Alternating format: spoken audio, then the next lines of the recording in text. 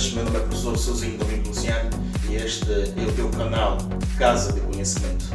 Quero desejar convidar a ti para se inscrever e partilhar o nosso canal para que possamos difundir, ou seja, disseminar o conhecimento a nível da sociedade. Para a aula de hoje trazemos aqui as principais diferenças, olhando para o que são as características da célula eucariótica e a célula procariótica. Então, meu amigo, para compreender essas características, esses aspectos, é necessário que você preste atenção nesta aula. Nós falamos que as células procarióticas são as células mais simples, ou seja, foram as primeiras células que surgiram na Terra. Então, essas têm a forma mais simples e são menos complexas comparativamente à célula eucariótica. Então, nós vamos diferenciá-los usando meramente as características. Também tu podes fazer o mesmo. Então, a principal característica dessa célula procariótica é a ausência de uma cariomembrana. Só para fazer menção, estamos a falar de estruturas de locomoção, flagelo propriamente dito. Para a célula eucariótica, como dizia, essas são mais complexas, porque apresentam também como uma estrutura principal a presença do citoesqueleto, ou seja, uma estrutura que vai revestir e vai configurar a própria célula. Então, olhando ao nosso quadro, estamos a falar das características das células procarióticas e as células eucarióticas. Vamos diferenciá-las. Então, quanto ao tamanho, meu amigo, preste atenção. Temos várias estruturas. Temos aqui o tamanho, temos material genético, temos organelos, os organitos propriamente ditos, temos as estruturas respiratórias. Aqui falamos meramente da fotossíntese, processo de respiração, ou seja, troca gasosa entre o meio com o outro, com o mesmo organismo. E por fim temos o flagelo, as estruturas de locomoção. Então podemos dizer que em algum momento nesta estrutura, nessa célula procariótica, elas são complexas porque não apresentam aquilo que chama-se o citoesqueleto. Então, nessas são complexos, apresentam apenas um flagelo ligado à membrana celular. E em algum momento podemos encontrar muitos organismos tipo aflagelados. Então, como dissemos, na célula eucariótica encontramos várias células. Para a célula, essas que são e são pluricelulares. Apresentam a única célula, essas apresentam várias células. Então, aqui podemos encontrar uma célula com vários flagelos, várias estruturas flageladas.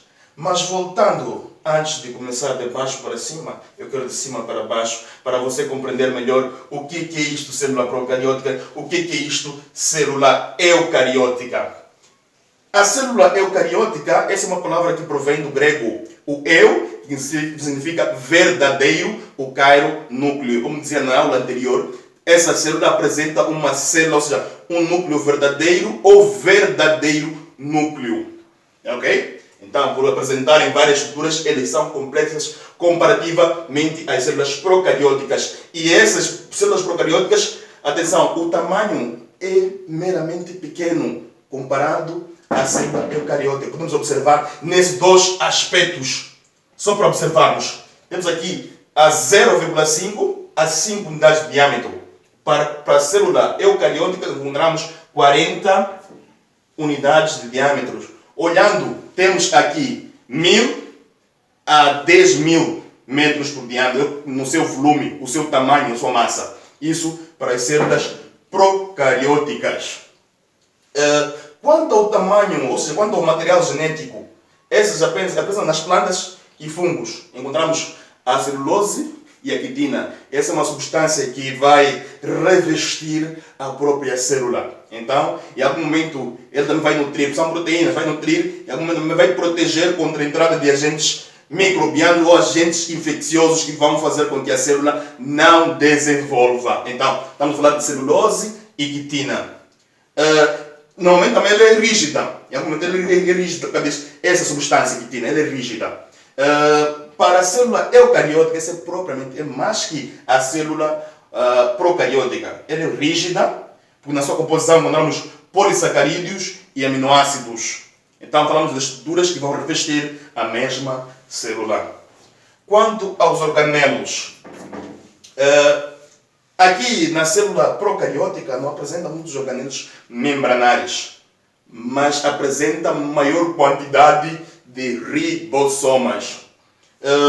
Para a célula eucariótica apresenta muitas mitocôndrias. Temos também a presença do retículo endoplasmático, temos o retículo endoplasmático e temos também o retículo rugoso. Ele pode ser liso e pode ser complexo.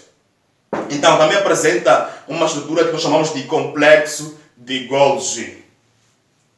Quanto à estrutura respiratória, preste atenção, em algum momento da respiração também comparada ou equiparada à fotossíntese, ok? Mas estamos a falar do processo de transformação da energia da luz luminosa em alimento. Agora, nesta respiração, é a troca gasosa entre a planta ou o organismo com o meio.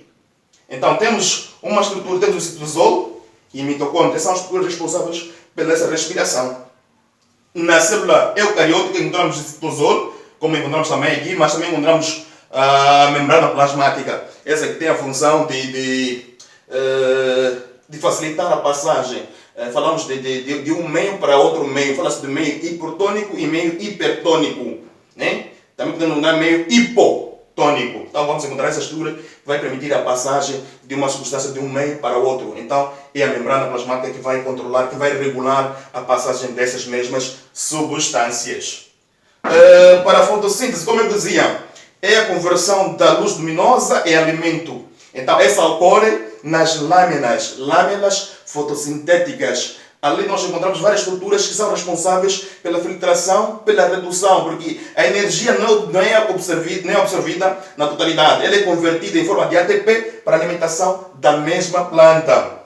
Então, na célula eucariótica, podemos encontrar nos cloroplastos dentro dessas células.